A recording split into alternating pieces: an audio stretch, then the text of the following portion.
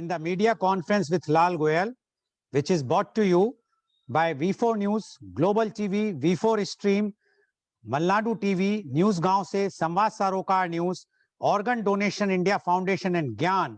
Our endeavor is to enlighten you with the current topic. And today's our topic is very, very important.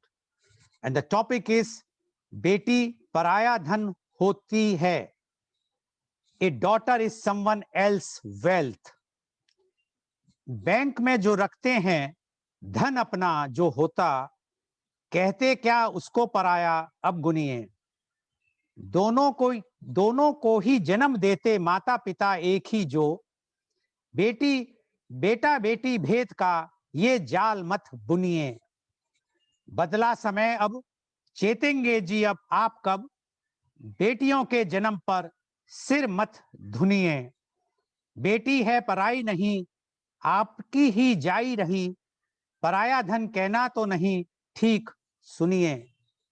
This small poem was specially written for today's program by Mr. Paramatmanand Pandey Matwala. He is the president of Utho Jago Foundation. He is a journalist and a farmer. Thank you very much, Paramanand Pandey ji, for giving such a beautiful poem on today's topic. We have begun to raise daughters more like sons, but few have the courage to raise our sons more like our daughters. What is the relevance of this topic, Beti Paraya Dhan Hoti Hai, or in English, a daughter is someone else's wealth?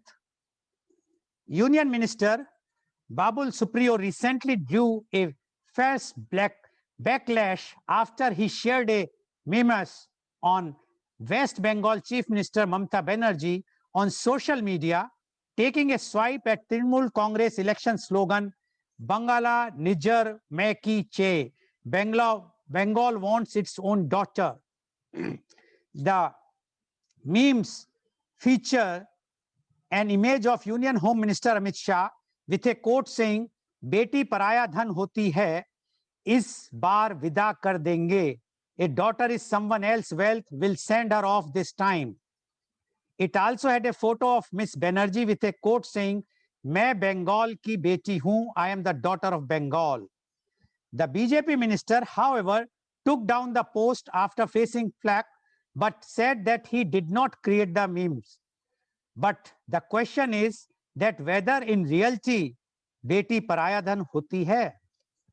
Despite numerous campaigns and popular slogans over the years, the fondness for sons remains strong among Indian parents. Many of them continuing to see boys as an investment and girls a liability. A daughter is a female offspring, a girl or woman in relation to her parents. Daughterhood is the state of being someone's daughter. In patriarchal societies, daughters often have different or lesser familial rights than sons. A family may prefer to have sons rather than daughters and subject daughters to female infanticide. In some societies, it is the custom for a daughter to be sold to her husband, who must pay a bride price. The reverse of this custom, where the parents pay the husband a sum of money to compensate for the financial burden of the woman, is found in societies where women do not labor outside the home and is referred to as dowry. The preference for male children among Indian families has resulted in about 63 million women statistically missing from the country's population, revealed a government report presented to Parliament recently. Analyzing birth rates and the gender of last born children, the report states that over 2 million go missing across age groups every year because of abortion of female fetus, disease, neglect, and inadequate nutrition. This obsession with sons has led Indians to resort to female feticide on a massive scale. They also provide better nutrition and medical care for boys than girls and indulge in a host of other practices that discriminate against girls. Even in this day and age, families openly celebrate the birth of a son, while the birth of a daughter is not always greeted in the same manner. India's skewed sex ratio is a consequence of this discrimination. The last population census conducted in 2011 highlighted its abysmal record on this front, with the country having only 943 females per 1,000 males. Child sex ratio, which shows the number of girls per 1,000 boys between the age 0 to 6, fared even worse, with just 913 girls per every 1,000 boys in this demographic group. The latest government report demonstrates that the practice of sex selective abortions continues to persist in spite of the stringent laws put in place to counter it. We know that the sex ratio in India is highly skewed, said the government's chief economic advisor, Mr. Arvind Subramanian. The issue is a matter for Indian society as a whole to reflect upon. Also, in India's patriarchal society, it is considered the pious obligation of a son to take care of his parents, but no such expectation is placed upon daughters. After marriage, a daughter is usually regarded as part of her husband's household and is generally expected to take care of her in-laws, but not her parents. The economics here is pretty straightforward. It is the culture that is to be blamed. There is a popular perception that this preference for boys is more prevalent among illiterate working class people in rural areas. But this belief is not entirely accurate, as the phenomenon of distorted sex ratios can be observed even among educated and wealthy Indians in the country's metropolises like Delhi and Mumbai. In 2011, for every 1,000 boys aged 0 to 6 years, there were 852 girls in Mumbai and only 832 girls in Delhi, a study revealed. Sociologists, rights activists, and child rights groups who have studied the issue closely over the years blame the wrong social messaging, political attitudes, and the poor implementation of laws for the problem to continue unabated. Lucky are the girls who have not grown up listening to their parents saying that she is pariah dhan, which means her real place belongs with her in-laws and she is just a guest at her parents' place. Marriage is meant to bring two people closer. It is not meant to make a girl break her ties with her parents. Every Indian parent dreams about their daughter getting married to a perfect life partner. Almost all have heard their parents talking about why marriage is an important part of their life, the right age to get married, and how it completes them as a person. Parents are surely their well-wishers and want nothing but the best for their daughters. While parents tell about all the positive aspects of this relationship, there are something they leave on to them to learn of their own. And to discuss today's very, very important social topic, I must say, that is Beti Paraya Dhan Hoti Hai, where we have a very, very elite panel with us. We have one grandmother, we have mother, we have a married woman, we have an unmarried girl, we also have a bachelor boy with two sisters. So we have a different views we are going to have from our different panelists. I would like to invite my first guest, and she is Miss Bhamati IAS. Miss Bhamati IAS is the former Secretary Government of India. She belongs to the 1979 batch IAS of the Bihar cadre. After retirement, she joined the Central Administrative Tribunal in October 2013. Hailing from Tamil Nadu, she holds master's degree in English literature and rural development, MPhil degree in women studies, and an MBA in disaster management. Besides serving in government of Bihar in various capacities, she has served in the government of India in the Ministry of Home Affairs, the Ministry of Rural Development, Panchayati Raj, Drinking Water and Sanitation, Land Resource, and Ministry of Women and Child Development Department. She also worked with bilateral and multilateral bodies such as UNICEF, DANIDA, DANIDA, UNFPA, and UNDP, Regional Office of South and Southeast Asia on issues such as gender, reproductive health, female pesticide, population policies, HIV/AIDS, unsafe mobility, including trafficking and migration.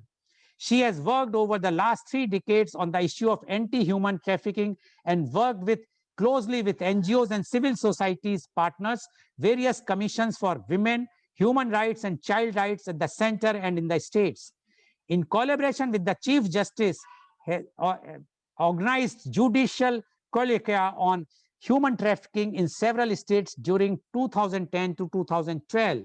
On a directive of the Honorable Chief Justice of India 2012, she has assisted the Apex Court as an expert in a matter relating to anti-human trafficking in Buddhadev Karmaskar versus Union of India. She has written and published materials in her areas of expertise. Recently, she has been awarded with Lifetime Achievement Award for contribution to combat human trafficking in India by the US Consul General, Kolkata. She has been widely consulted by government, NGOs, United Nations, and multilateral bodies nationally and internationally. She has pledged to donate her organs, all the organs. That is also very, very important to mention here. So I welcome Ms. Bhamati IAS on our show. Ms. Bhamati, today's topic is Beti Paraya Dhan Hota Hai, question mark. So we would like to know from you, because you have worked in women's ministry and child welfare, and you have seen the country from both the sides, as an officer, as well as a daughter, as well as a mother, and now as a grandmother. Now we would like to know from you your views on Beti Paraya Dhan Hoti Hai. Ms. Bhamati IAS, please. Thank you, Mr. Goyal, for your kind introduction. Good morning to all the panelists. And thank you also for the very vivid introduction you have given to the subject that we are going to discuss. I'm happy to know, Mr. Goyal, that you are vaccinated. I've also been vaccinated, and I hope the other panelists are also vaccinated. But we are going to talk about a bigger virus, a bigger hidden virus for which there is no vaccination. Now, you have explained what is Paraya Dhan. So Paraya is actually you are with you, but not yours. You don't want to recognize it as yours. Dhan is almost as if you are transferring from one place to another.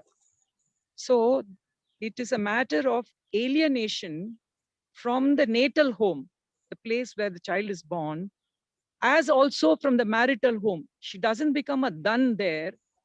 She's abused and tortured and also treated as a machine for producing children. Her biological reproduction is what is important when she goes to the marital home. Now, this entire issue is a violation of rights. How is it a violation of rights? It's a matter of alienation of women's or girls' status in society to be able to have a title over property or title over everything else. The reverse is that she's treated as a commodity that is transferred from one place to another, and it's like a dispensable commodity. Now, this entire thing has to be seen from the context of patriarchal values, which you have introduced. Now, this patriarchy is from time immemorial. And by you having such statements at this juncture in our evolution of human life shows that we are still running on the spot and at the basic level. Now, why is this? Why is this happening? Now, patriarchy means that it's a male-dominated society. There are other features. You have patrilineal, that is the property comes through the son. You have patrilocal, that means the woman marries and goes and stays in the house of the husband, as against matriarchy, matrilocal, and matrilineal. We have matrilineal societies like in Assam and in some parts of Kerala, that's also disappearing. But there is no matriarchy anywhere in India or anywhere in the world. There is no evidence of matriarchy. It's a clearly globally governed patriarchy that governs our lives, that drives our lives. So having understood this, what are the implications? Now, the point that you made is that the male is treated as is important for lineage.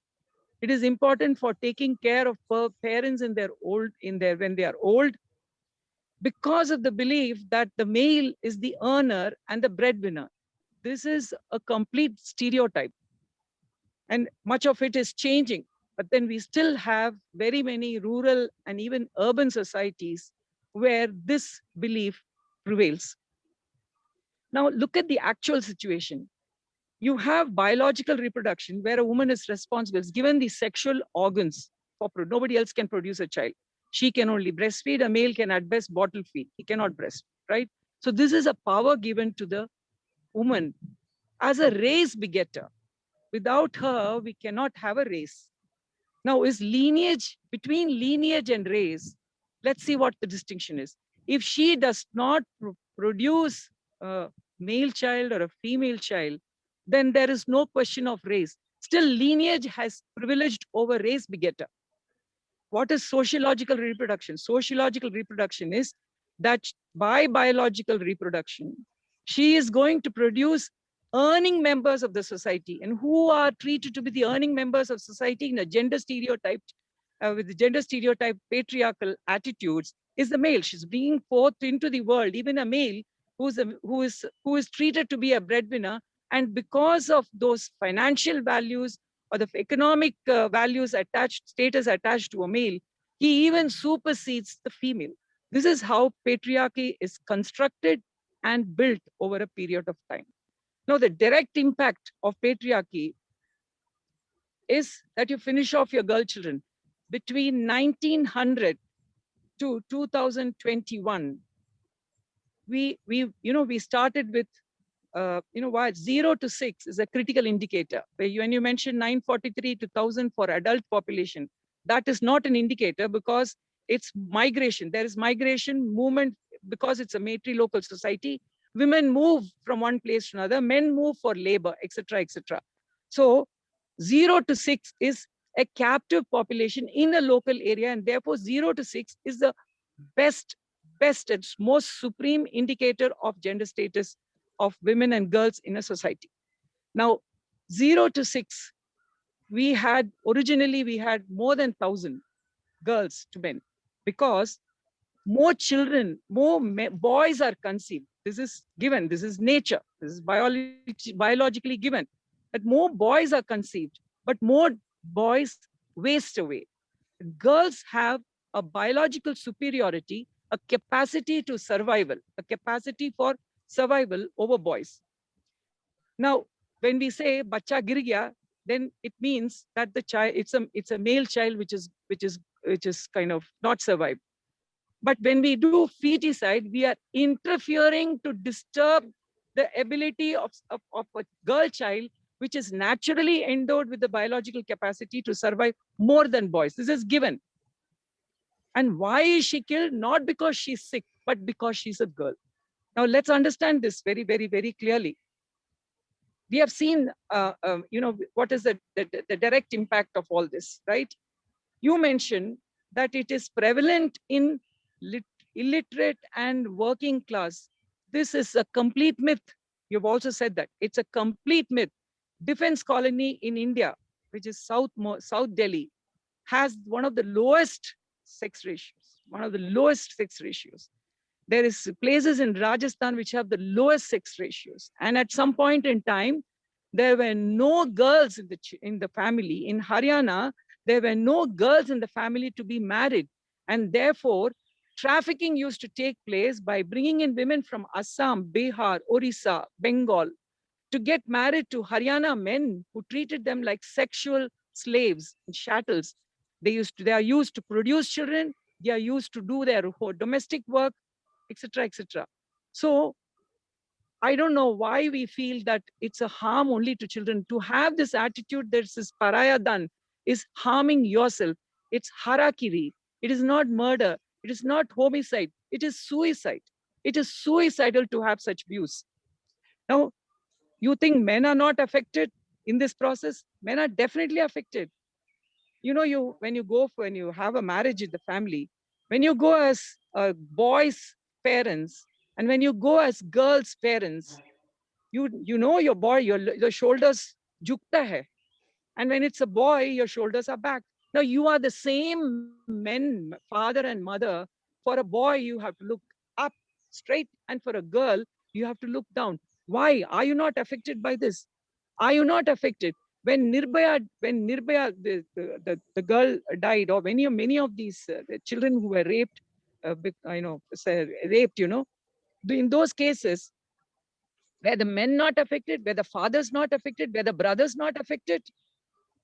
Now, we all begin to believe that it's somebody else, then you always objectify that suffering till you face it yourself, I know of an Air Force officer and who had given his daughter in marriage with a huge dowry, huge dowry. There were people who could afford, but then they found that the girl was, the money was taken away, everything was taken away, and he was pleading with the police to even register a case.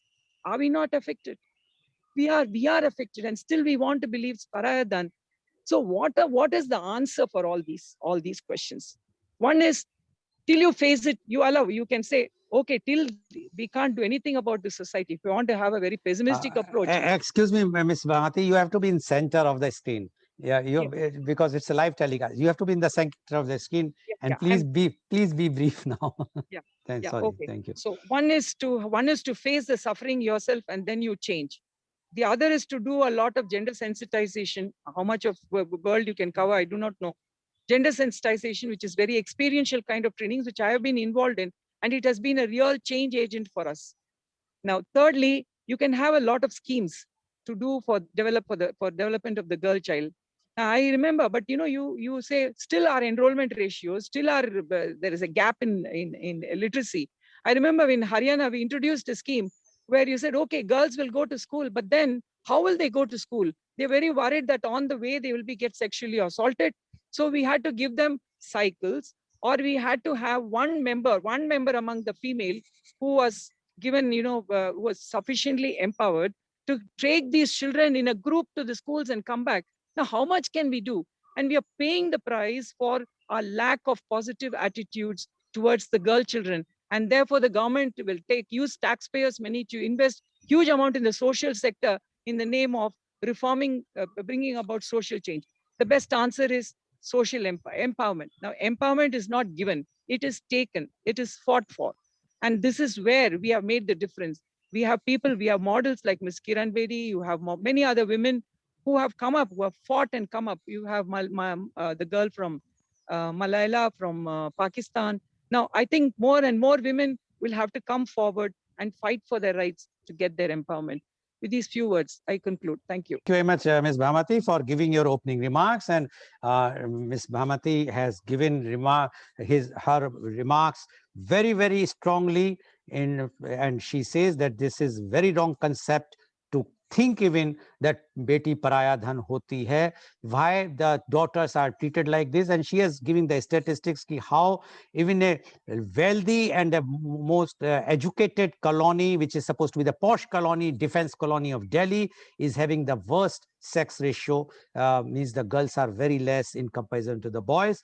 And this is because people are still having that things in their mind that girls are not good, they are not good for them, and they treat them as that they are the paraya dhan. And she has mentioned that how one person, if he goes to a wedding, if he's from the boy side, he's always looking up, but if he's from the mother parents are from the girl side, they have to look down. Why this type of differences are there in the society? She says that the government is doing their best to empower the women or the girls, but there are places in Haryana where the girls cannot even go, they will be sexually assaulted on the way. So how, until unless the society is not empowered, it's not possible to change the mindset, and the mindset has to be changed. After all, girls have to be given their own rights. And she also added one more thing which is very important: the girls are treated badly at their home because they were treated that they are the guest at their home, the parents' home. And when they married off to the in-laws, there also they will be treated badly by the in-laws. Although I just put a caveat that these are not with everyone, but there are few, there are exceptionals always there. But yes, the majority cases which have been reported in the media shows that the girls are never been treated dignifiedly either at their home, maternal home, or the parents' home, or at the in-laws' home. Thank you very much, Ms. Bhamati, for giving your very strong views about this topic. And I can say it's a problem, social problem, which is prevalent and it is mainly in India, although she has mentioned that this is everywhere in the world, the patriarchal society. But this problem to treat a girl as a pariah dhan is in India only. Thank you very much, Ms. Bhamati, for giving your views. Now, I would like to invite my next guest, and she is Ms. Kirti Khanna. Ms. Kirti Khanna is the Deputy General Manager of NTPC. She is BE Electronics and Communications and undergoing PGDM at NTPC School of Business under mentorship of IIMA. She joined NTPC in the year 2000 as ET, posted in Control and Instrumentation in Gandhar, Gujarat. In 2003, she moved to Corporate Contracts in NTPC. Now she resides at Noida. Welcome, Ms. Kirti Khanna, on our show. Ms. Kirti Khanna, you have heard what Ms. Bhamati IS has given her strong views about today's topic. Now we would like to know.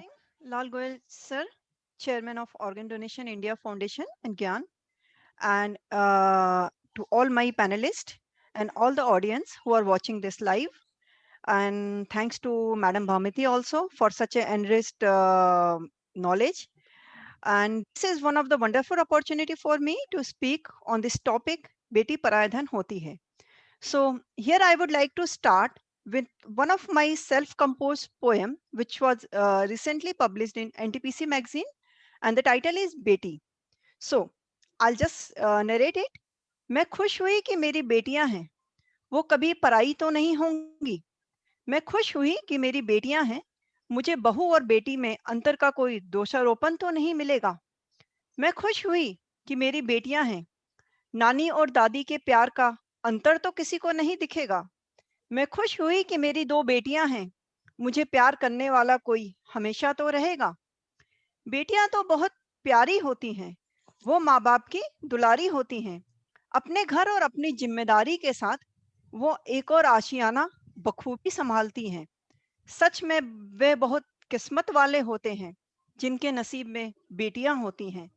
जन्नत है तो कहीं मैं कहती हूँ, बेटियों के माँ बाप के पास होती है। बेटियों से तो सृष्टि है, बेटियां तो बहुत शक्तिशाली हैं, वो माँ बाप का अभिमान होती हैं। बेटियां तो सबकी दुलारी होती हैं। So, daughters are paraya dhan or not? Yes. Do you think are boys really that special? In our traditional country, India, we'll find many people explaining why they want a boy and not a girl child. One of the major reasons I found is if we have a girl, then at the time of her marriage, people think we have to pay for the dowry, or a girl cannot perform the last rites of the death of her parents or near and dear one, or it's very prominent to hear the girl cannot take the vansh or family forward. All these are man-made reasons. We have created dowry and now we are killing the girl child as if she is responsible for it. We have decided for ourselves that the girls can't perform the last rites and we say that the girl is to be blamed. In fact, this famous saying that once aage kaise chalega argument is one of the most absurd I found, because female are the ones who take the human race forward. Men cannot bear babies. The one who takes the family forward is the woman. So what on the earth we are thinking? From where these thoughts like Beti Paraya Dhan is coming from? We all need to sit back and consider the fact that the girls are so special. A girl brings fragrance and joy into our lives. She has the kind of sensitivity that a boy may not able to bring. The home lights up with a baby girl. Girls are so caring. The delicacy, grace, beauty, and radiance that a daughter brings into our lives, son can never bring. But Yes, sun has other qualities which are unique and which make a son also special. But what a girl brings to a life, a boy can never. And vice versa is also true because both are unique and both should never be compared. Women, no doubt, are far more caring than men, far more responsible. So, I would request all of us that the differences between male and females ought to be celebrated, cherished, and appreciated rather than criticizing. These customs are man made. We can change them. We ought to. When I think of the number of women across our country who are made to feel inadequate or insignificant, who are made to feel bad as they are lesser than men, who feel bad for carrying a baby girl in their womb, and if they were given a job to do, they did not do it right, and they are blamed that they're incompetent. It is all false. When I think all of these stupid reasons, it really saddens my heart. The birth of a child or a mother carrying a baby in her womb for 9 months is a miracle of nature. And at such a time, the woman has to be feel made special, like a queen. She is closest to God at that time, closest to nature at that time, in a place where no man can ever be. If we have any sense, then at that time we should value her the most, special being of nature, capable of giving a life which no man can do. Instead of making her special like she is, most of us, we realize that we make feel women small and judge, ironically, for which she has no control. Still in rural areas, I, I can very well and confidently say that women are blamed when a girl child is born. But if we all are educated, we all know that it is the sperm of the male that decides the sex of a child. The misuse of science to discover the sex of your child is not only criminal as per Indian law, it is foolish to see. And you just see the impact it has on society. Already, ma'am has explained. And above all, please don't rob yourself of the magical moment when the new life, a baby girl, come into this world. And please discover yourself and enjoy the gift of the nature has given you. So, how to stop this thinking of Beti as a pariah dhan? I bring out few changes like the very first important thing, female foeticide has to stop immediately and already it has been taken into action. Second, I propose that we as a society should show only the highest regard, respect, love, and appreciation for those proud parents of girls. We should do away with these customs which disempower our strong little girls. Every time a baby girl is born in your family or in your neighborhood or in your friend circle, you should love, appreciate, and show the warmth. It should be stronger to correct and heal this illness of Beti Parayadhan that we are suffering from, and from which I am sure we Indians will emerge very soon. Third, empowering women is also an indispensable tool for advancing development and reducing poverty. Empowered women contribute to the health and productivity of the whole families and communities, societies, and the whole country also, and to improve the prospects for the next generation. So, how to empower the woman? I feel that education is a very important tool. It is one of the important means of empowering women with the knowledge, skills, and self confidence necessary to participate fully in the development process. Education is important for everyone. Why only for female? Yes, it is for males also, but it is especially significant for a girl child, for a woman. This is true not only because education is an entry point to other opportunities, but also because the educational achievements of women can have a ripple effects within the family and across the generation and across the country. And we all agree now that the mother education is usually more influential than the father education. Investing in girl education is one of the most effective way to reduce the poverty and to reduce this mindset of beti parayadhan hoti hai. Girls who have been educated are likely to marry later, at least not in their teenage, and they have smaller and healthier families. Educated women can recognize the importance of healthcare and they knows how to seek it for themselves and their children. Education helps girls and women to know their rights and to gain confidence to claim them. However, women literacy rate are still lower in our country, in many of the developing country, than men's. The fourth suggestion would be gender equality. Gender equality implies a society in which women and men enjoy the same opportunities, rights, obligations in all the spheres of life. Despite the progress that has been made, still 6 out of 10 of the world's poorest people are women and girls. Less than 16% of the women parliamentarians are women. Two-thirds of all the children who shut down the school gates are girls.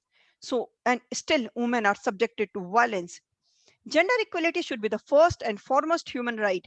A woman is entitled to live in dignity and in freedom from want and from fear. Equality between men and women exists when sexes are able to share equally in the distribution of power and influence, have equal opportunity for financial independence through work or through setting up business, when they enjoy equal access to education and the opportunity to develop personal ambitions.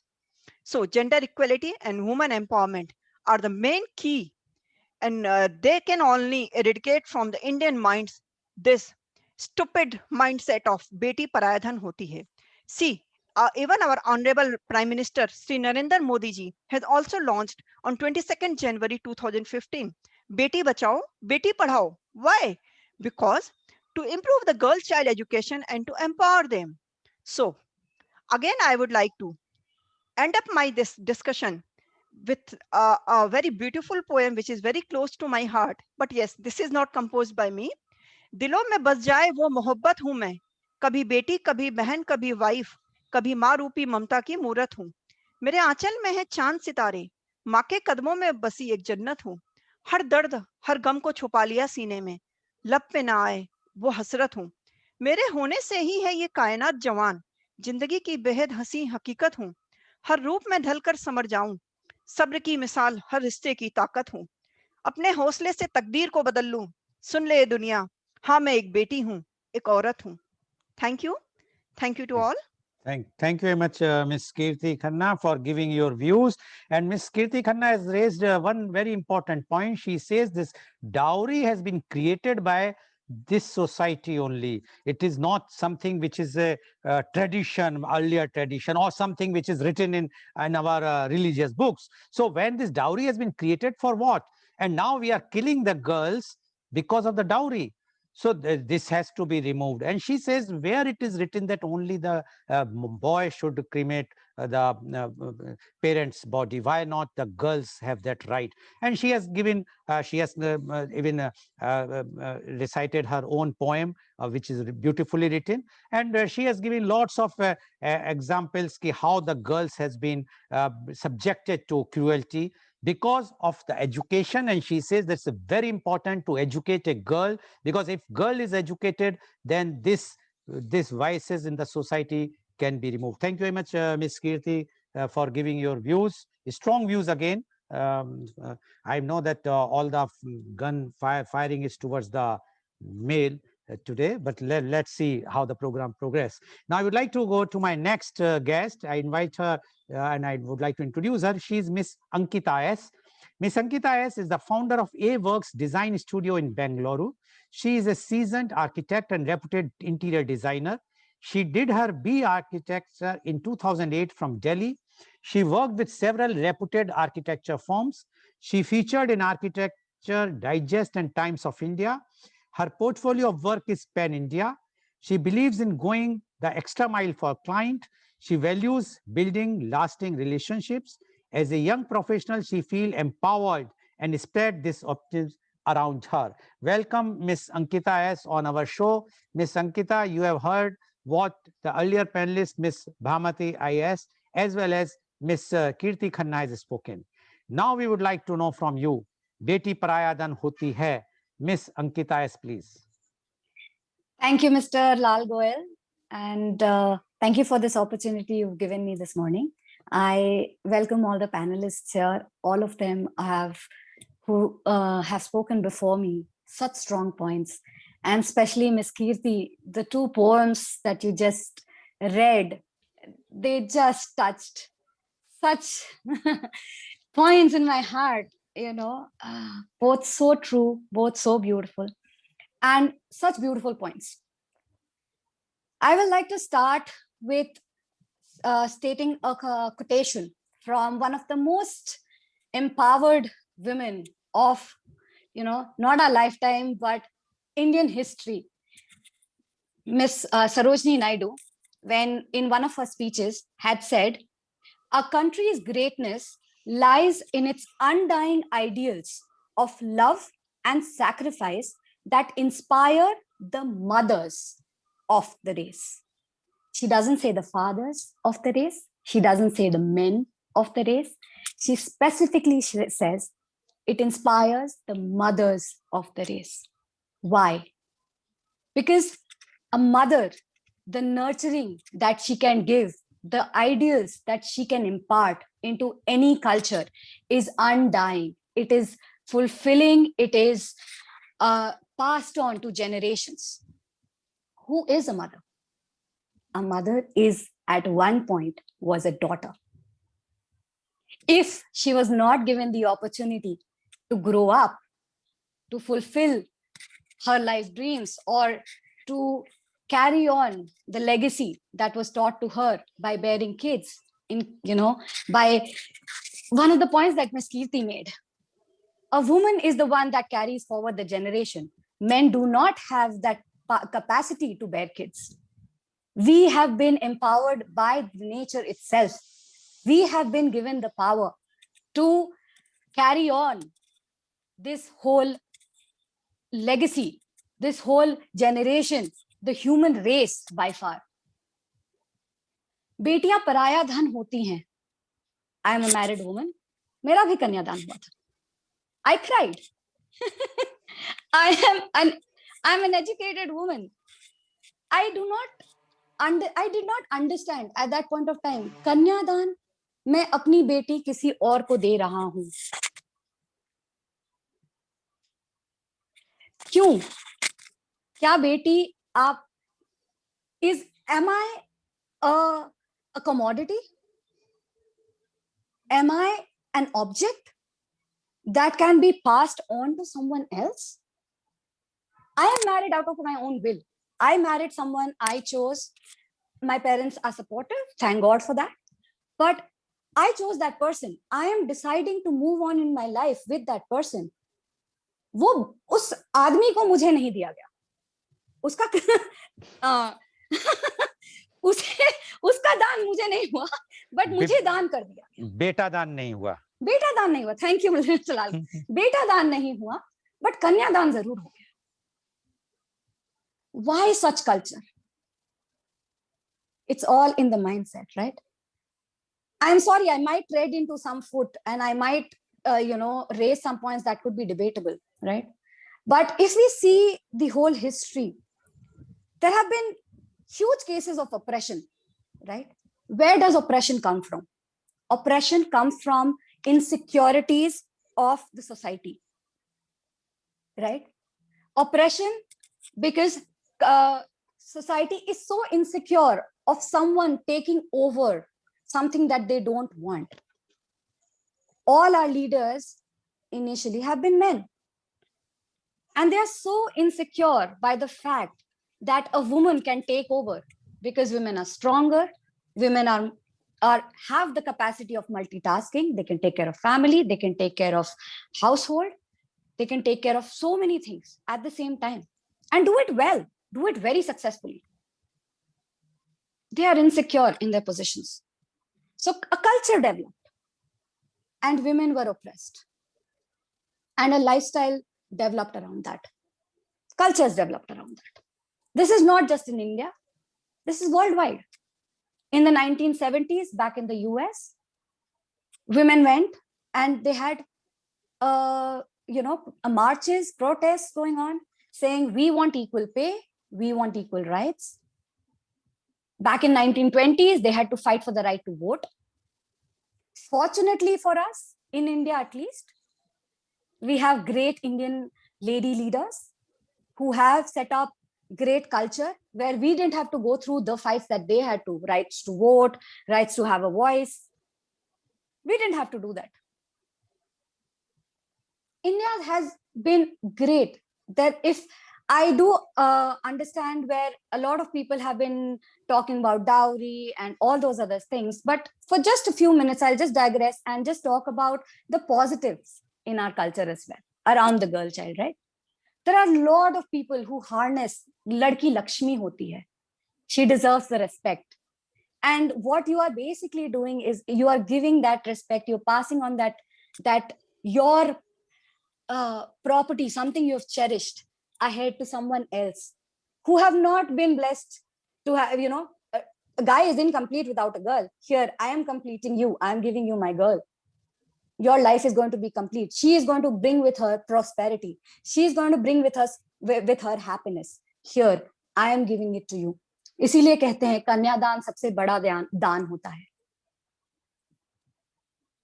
But that doesn't mean that I will keep being oppressed. I will not have a voice just because because of future traditions, past traditions, I will not be repressed. I will not be oppressed. I will not accept the fact that I don't have a voice. लड़कियां पराया धन होती थी, आज के दिन में नहीं है. I refuse to be a paraya dhan.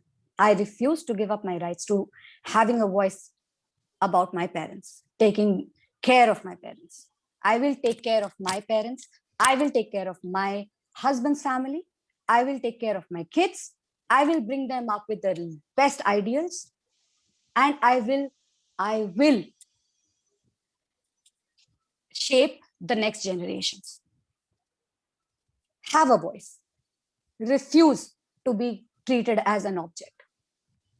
We talked about empowerment. My panelists before me talked about empowerment. It is very important. I am an empowered woman. I say that very proudly. And all the panelists in my, with me are empowered women. We have a young man as well. He is also empowered, I'm sure. And empowerment doesn't mean that, only women need to be empowered. No, men need to be empowered too.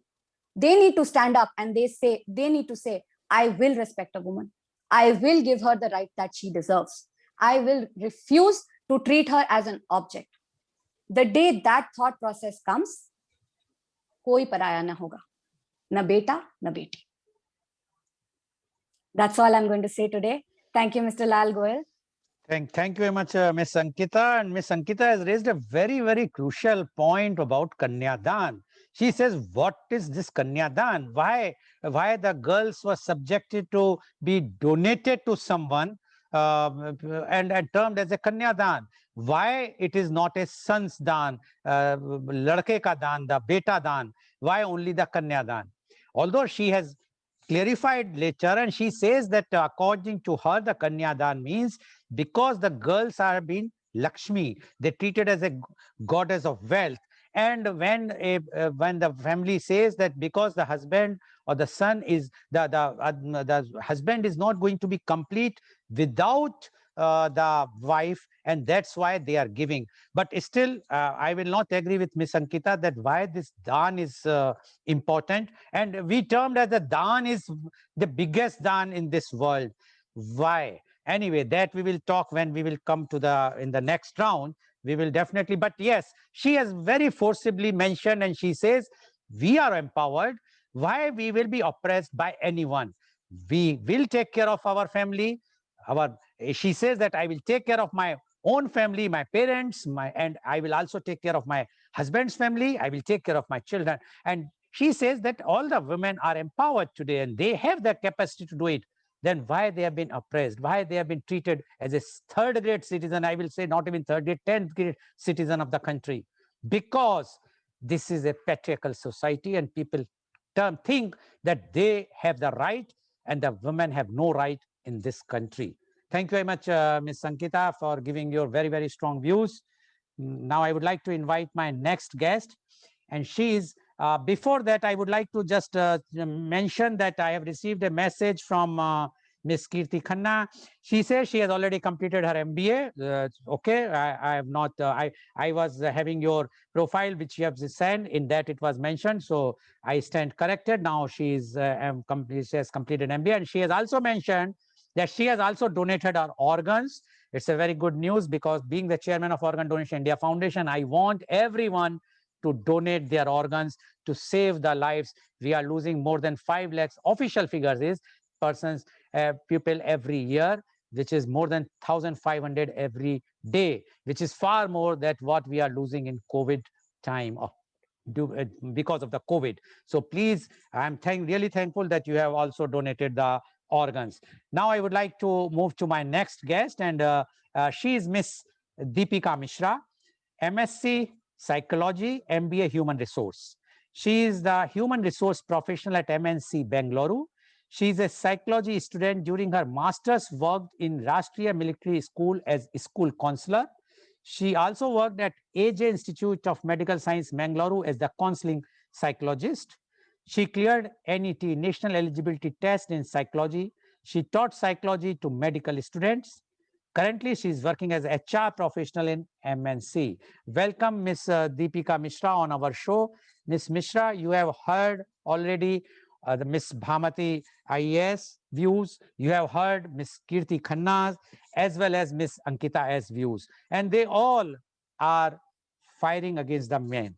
And their views are very clear that they are totally against this view that बेटी पराया धन होती है. Now we would like to know your views. बेटी पराया धन होती है. Miss Deepika Mishra, please. Thank you, Mr. Goel, for the kind words of introduction. I think enough has already been said on this ideology of Beti Paraya Dhan. So I'm just going to focus on from where this originated, the psychological impact it has on the married women, and how we can actually challenge and change this mindset. So as we can all agree, it has its roots in patriarchy. Now, what exactly is patriarchy? The literal meaning of patriarchy is what? The rule of the father, right?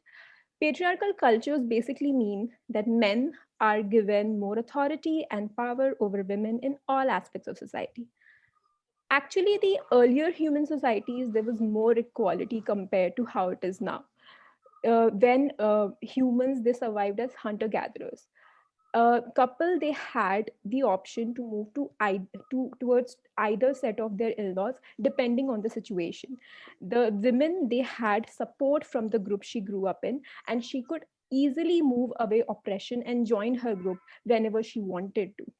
So patriarchy has actually evolved 12,000 years ago with the advent of agriculture and homesteading, because people started settling down and they started acquiring more and more resources. Power was automatically given to physically stronger men who could actually go out in the field and who could gather resources for the family. Men, all these men, they stayed closer with their male relatives, and that is the reason the property was also passed down the male line of heirs, eroding female autonomy altogether. If you look at much of the documented history of human society, male domination was actually accepted as a fact. Early thinkers didn't even question patriarchy as a problem. And as we know, in today's world, patriarchy is definitely a problem. It is one of the major barriers in ending violence against women. So let's talk about women in India. Majority of the women in India, they have been denied opportunities in the name of religion and social cultural practices. They are subject to the rule of male heads in their family. Initially, it would be their father, and later it would be their husbands. They don't get to decide for themselves. They are not given that sort of freedom. Things are just imposed on them. It's just forced upon, and they just have to be okay with it.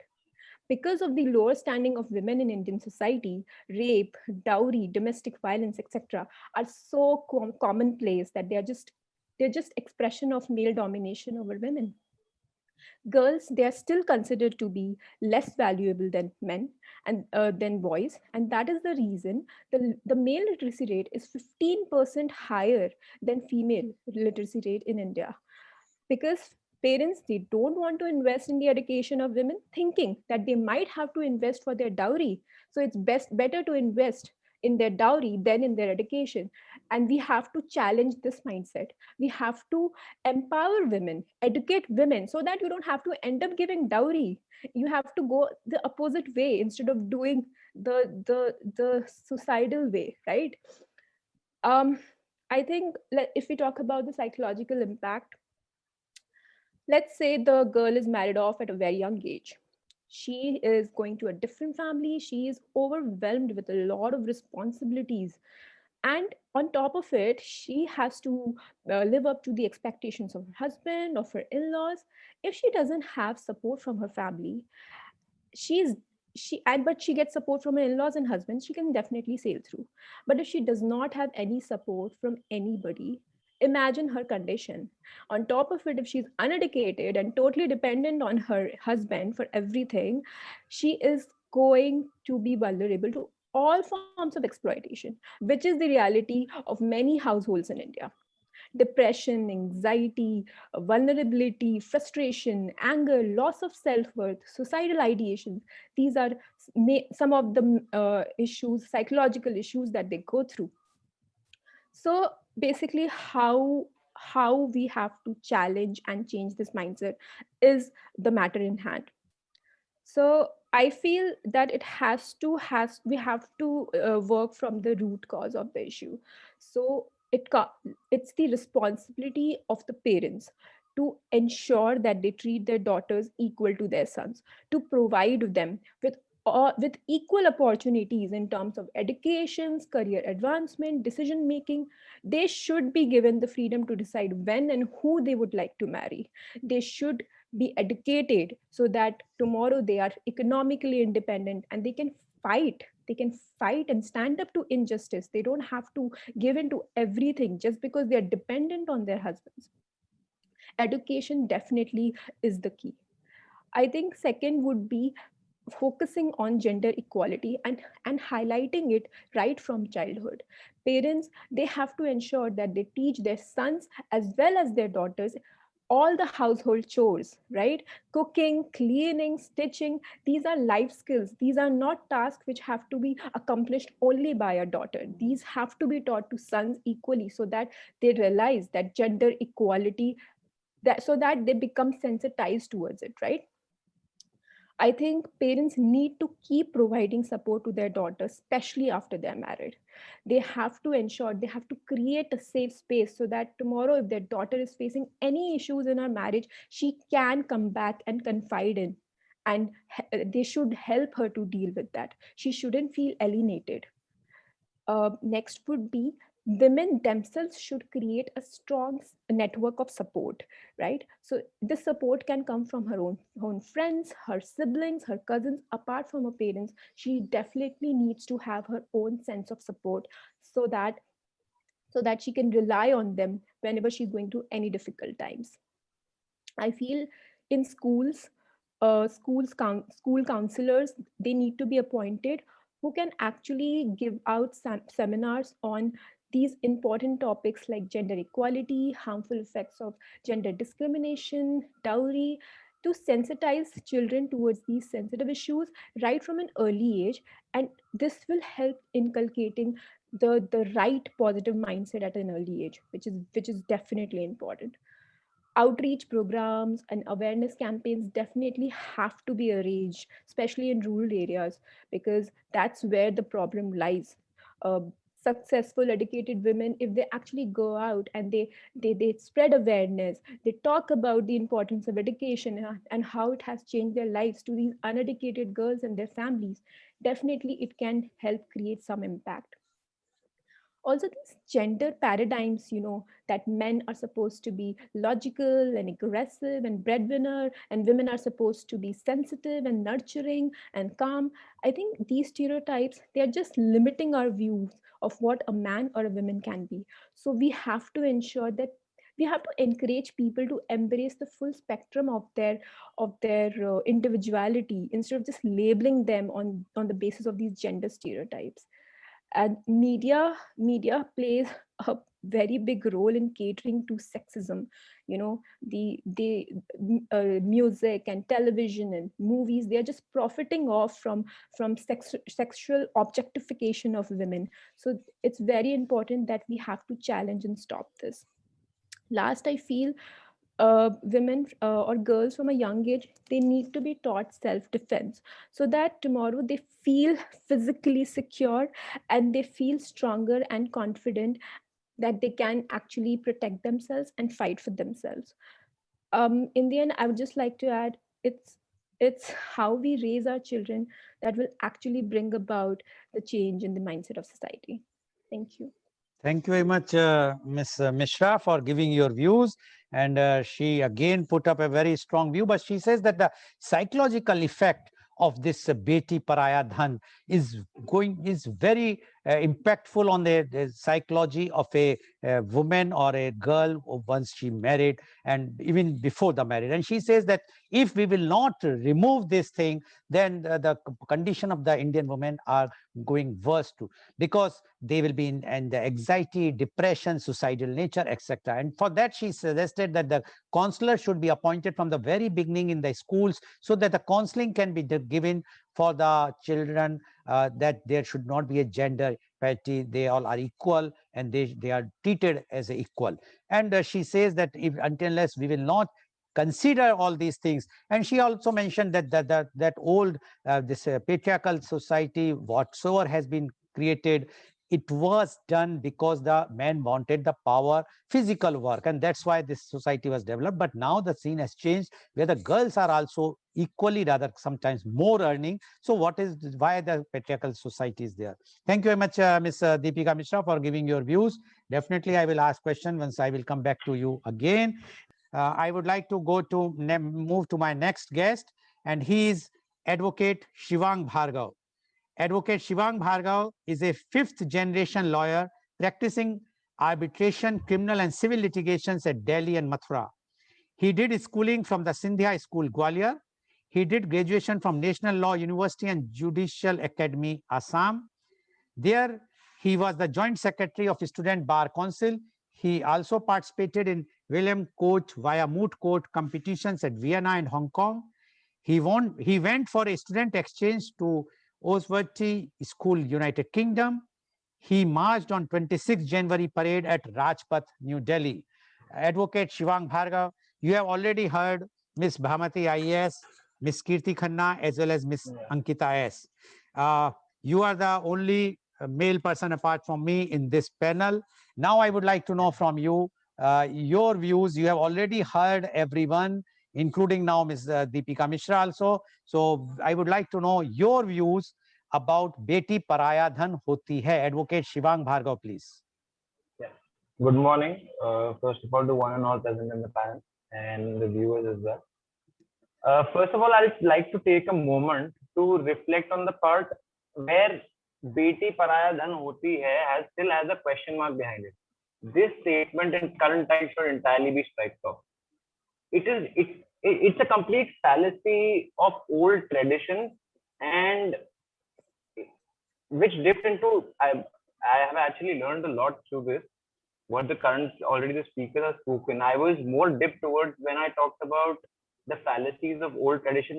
My more perspective was towards illiteracy, and it's just the poor societal pressures which surround people of lower income strata. But I'd like to thank the learned panel for the valuable insight they have shown me to this particular topic, because this panel actually within itself represents what a Beti can do.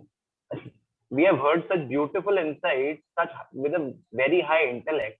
When you see this, I think the parents who are entirely watching this show should take a note at how accomplished and full of laurels a Beti can be, and they should actually prepare their girl child for the world, not for a transfer of property, as it has been put forward by so many speakers. And as Mrs. Ankita also said, definitely I'd like to take a pledge, and I would like to say that every man should affirmatively say that they are going to respect women. And actually, when you talk about this statement, I have two problems. Like, talking about the aspect of property, it definitely roots into patriarchy. Patriarchy, in my understanding, when we talk about root cause, it started from where a man was the breadwinner, and like who had all the muscle and the power to get get into agriculture when the route we have been talked about. But women role in that particular scenario in earlier patriarchy was to nurture. But all these constructs have been so intermingled, and it has been so well defined with the ancient times, which does not stand a trial in today's time. Because these roles, which were defined in such a big era, when we talk about today, these practices have become so ardent, where a man used to get bread for the family, was a breadwinner, and a woman used to nurture. These are all diluted concepts in today's world, and these delusions are just created by the specific gender roles, which were determined probably 2 centuries ago. But today, when we talk about it, there is so much surrounding all of these issues, and we are with the current, like everyone's talked about history. I'll give you a little historical perspective of rights, of women rights, where it actually came from. When we talk about it, the rights of the women, which have been, being a lawyer, I'll give you a legal, more a socio-legal approach to it. So legally, when a woman has been given rights, it was the Human Rights Declaration, UN Human Rights Declaration, United Nations Declaration of Human Rights, which came in 1948.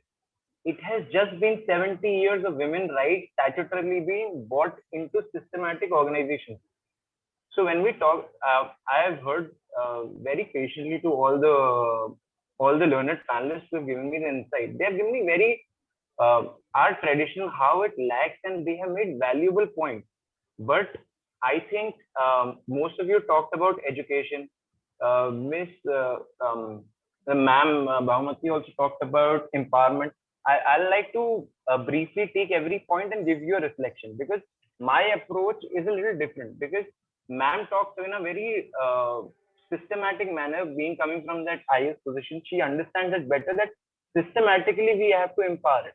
When we talk about education, I heard a few statements regarding that education is the key. I think education is the key, which is there in the longer run.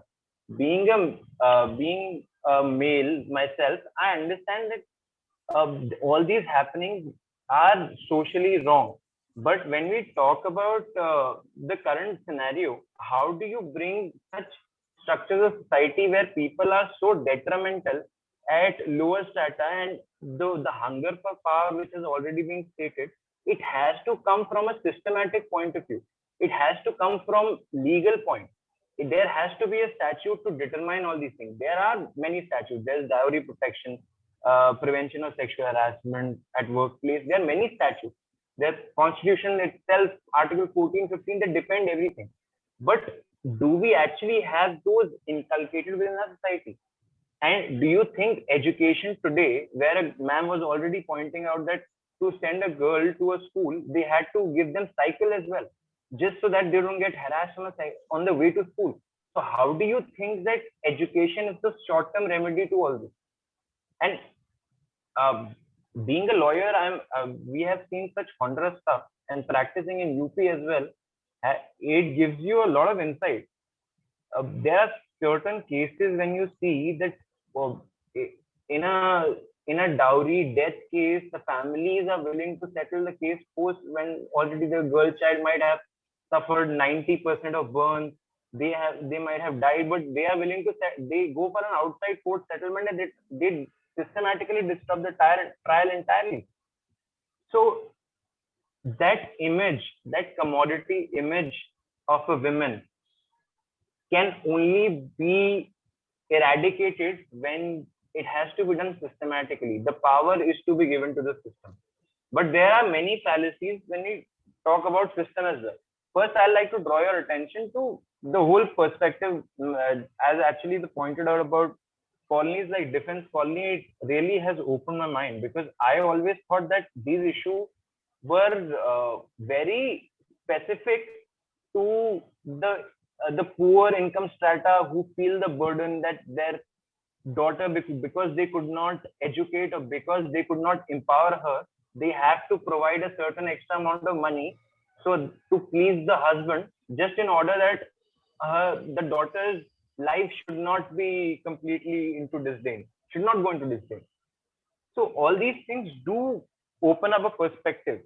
So the whole problem lies extremely about the mindset that a male child can only be the flag bearer of the family in a patriarchy.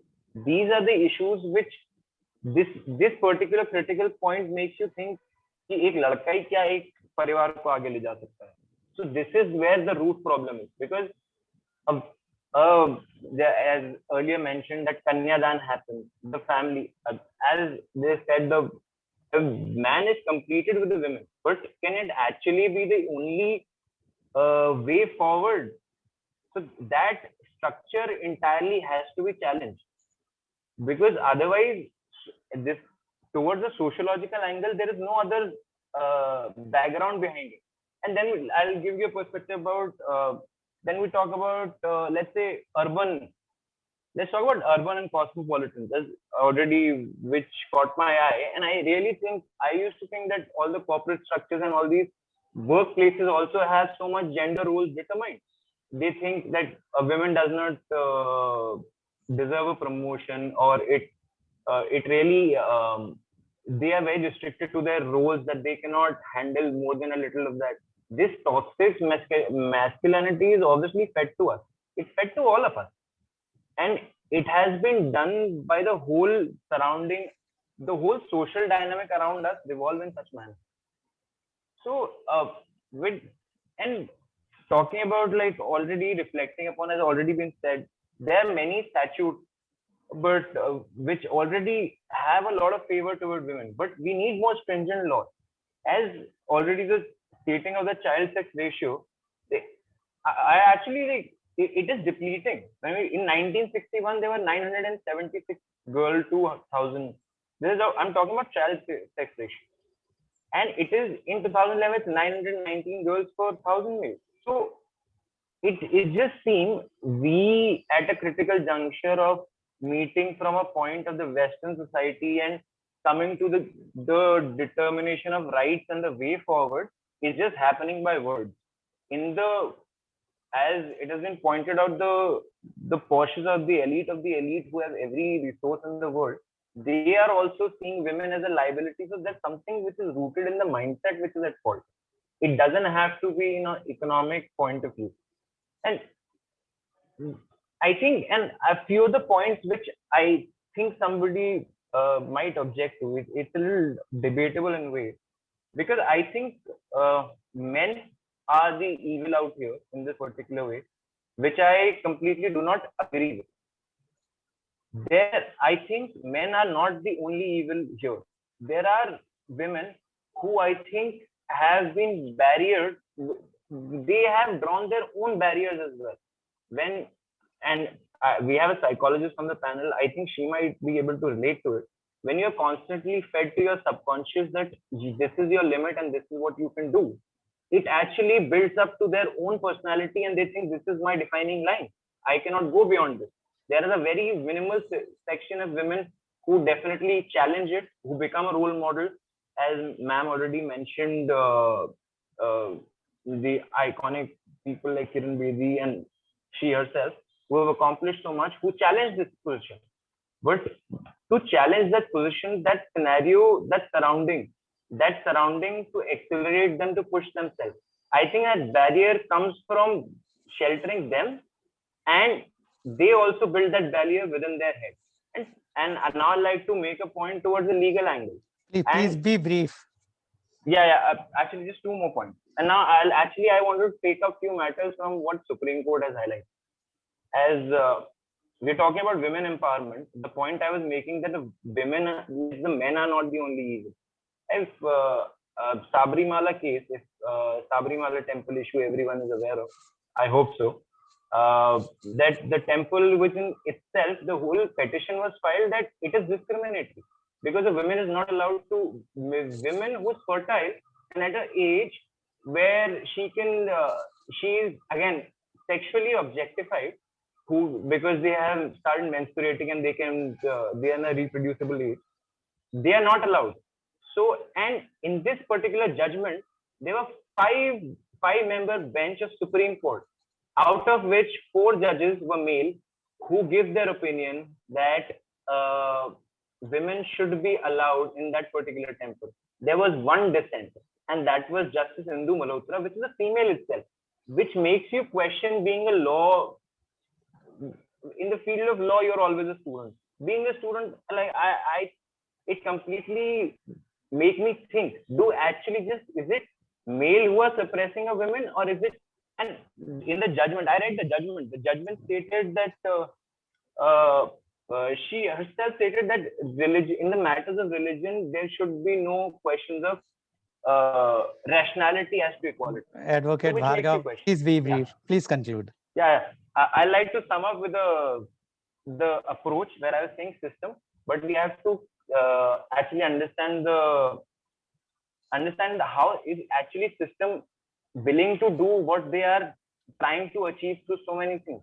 Like 3 days back, Chief Justice Bogde, he made a statement that to a rapist, who alleged rapist, that are you willing to marry the girl you have been accused to rape of? That is the Chief Justice of India saying such statement in an open court. Thank you, So Advocate help Bhargav. the system. Yeah, I would not like to summarize your thing because of the paucity of time. So now my question goes to Ms. Bhamati. Are you there, Ms. Bhamati? Yes.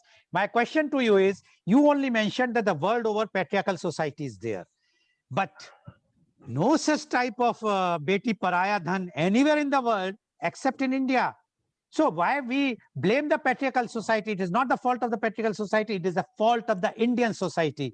Ms. Bhamati, please. It is not just an isolated fault of the Indian nation. You know, many parts in Bangladesh, Sri Lanka, Pakistan, Nepal, all African countries. There are very few exceptions in African countries where this system is still followed. And patriarchy is very much an issue with all those countries. Now, as a world globally, as a world, Sweden is supposed to be one of the better off countries in terms of gender equality, but there is no gender equality anywhere in the world. There are degrees of inequality, degrees of equality, but there's no perfect, absolute equality anywhere, even in Nordic countries.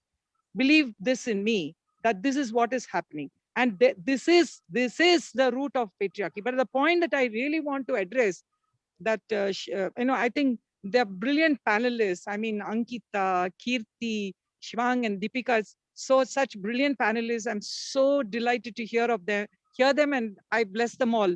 I want to raise just this point, that are men alone to be blamed for, Shivang raised this point, men alone to be blamed? No, but yes, I'm giving you a dual answer for that. See, because a woman, if she produces a child, which is a male, and there is a son preference, is the only way that she can become a mother-in-law, right? There's no other way she can become a mother-in-law. Now, in many societies, patriarchal societies, I've seen this in many places now, where the women actually rule. The women want their daughters-in-law to produce boys. Now, what happens is they become models of patriarchy. It is they who sustain patriarchy, because that is the socialization process, and that is what gives them value in their society. Now, who doesn't want to have value in their society? So, therefore, you cannot blame women for this. I mean, whatever Justice Indu Malhotra said, we have to equally take the blame. Men have to take the blame. Women have to take the blame. And therefore, it's a myth to say, when Pushpa Ganeri, when she gave the Nagpur judgment, how can a woman justice give such a judgment? Yes, we are all still with this value. Okay. Thank you very much, Ms. Bhamati, for giving your views. Now, my question goes to, now we have a limited time, so not more than 1 minute answer, please. My question goes to Ms. Kirti Khanna. One side, we are talking about the empowerment, everything. Surname changed.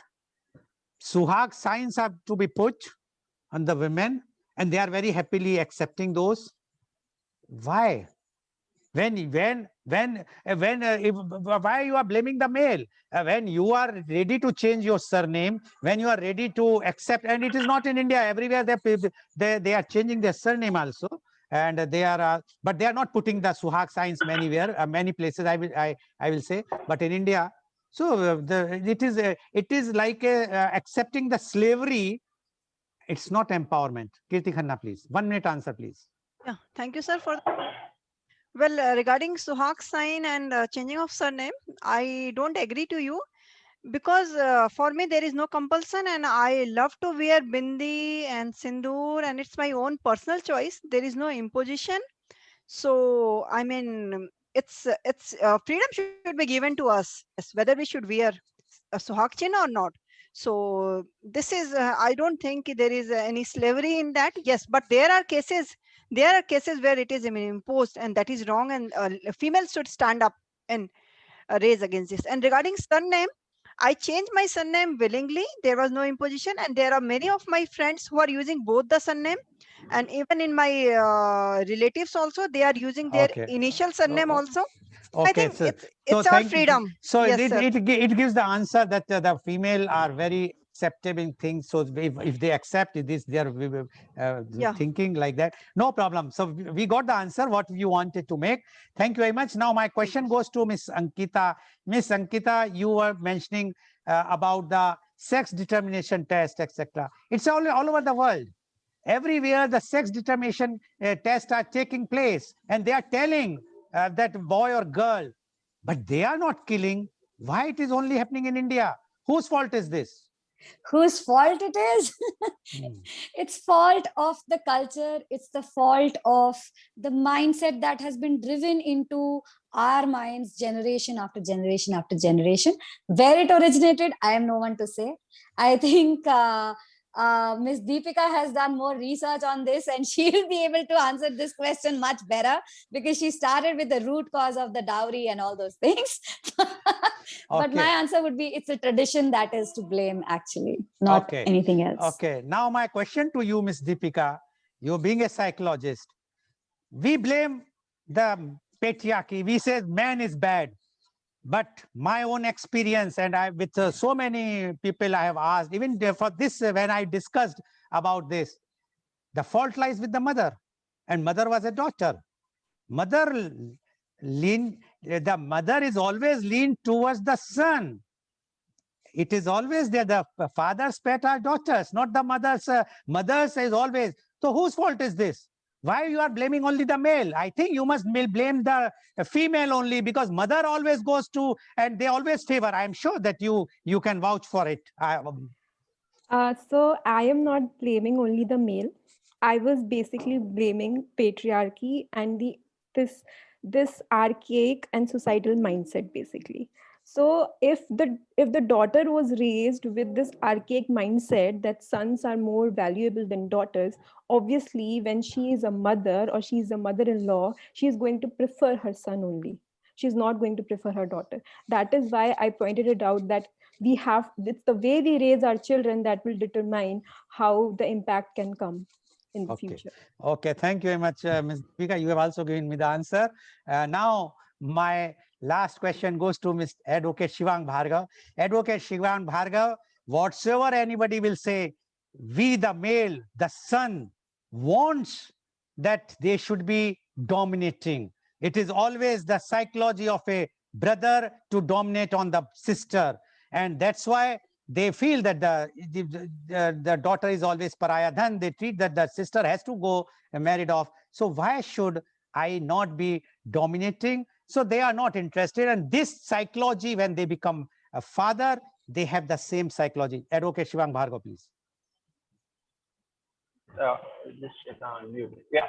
Actually, as I like to bring a few points which were brought forward. Very short, think, 1 minute only. I have no time. Yeah, I'm just giving you one line answer. Yeah. Ma'am already pointed out that how women has a threshold of more, they are more survival. They have more survival instinct than men. I think Miss Ankita brought that they are much more multitasking. I think it's just the male insecurity or that actually drives us to that edge to take that point that if we see a women doing better than us, we have that dominating mindset just to oppress her because we think they're better than us. Deep within us, we know that. I think Okay. So today you have seen this saying, and because it has recently has been come out in the press, and that's why we have taken up this topic, Beti Paraya Dhan Hoti Hai. The problem lies is not only with the male, it's the entire civil society. Female are also responsible because they agreed two things, like Advocate Shivang Bhargav has quoted about Justice Indhu Malhotra, and Ms. Bhamati has quoted about the Justice from Nagpur, High Court, Honorable Justice Nagpur, the judgment she has given, and all other panelists has mentioned, and even Ms. Deepika mentioned about the mother's inclination towards the son. And Ms. Ankita also says about the sex determination. When everywhere it is happening, why only in India? The fault lies with the civil society, the entire civil society. If the male is responsible, the female is also responsible. But yes, as a male, one has to come out and see to it that when it's in a patriarchal society, and once you think that you are dominating the home or house, you must come out and see to it that you must give the same importance to the girl and the boy. And mother, my request to all the mothers are, please give the importance to the daughters also. They are also your own child, and you are also the daughter. There used to be a serial called Saas Bhi Kabhi Bahu Thi. I can say the Maa Bhi Kabhi Beti Thi. Thank you very much. And today's program has been live telecasted by V4 News, Global TV, V4 Stream, Malnadu TV, Newsgaon se Samvad Sarocar News, as well. It was shown live on V4 on Facebook and YouTube. And our endeavor is to bring to you every day a new topic. But tomorrow being Sunday, it's a relaxing and enjoying day. So tomorrow media conference with Lal Goyal is Jindagi Ke Geet, the songs of the life, and the singer is Mr. Jeevan Kohli, classical singer. He's also the assistant manager finance Air India from Mumbai. He's joining and he will be singing about the Jindagi Ke Geet. Thank you very much, Miss Bhamati. Thank you very much, Miss Kirti Khanna. Thank you very much, Miss Ankita S. Thank you very much, Miss Deepika Mishra. Thank you very much, Advocate Shivang Bhargav, for joining us. And thank you all the viewers. Sorry for the paucity of time I have to cut, but this topic is such that I can continue for the whole day. And I'm sure all the panelists wanted to speak more and more and more, but definitely we'll take another topic connecting to this only for empowerment of women. Thank you very much. Thank you all the viewers for watching our show.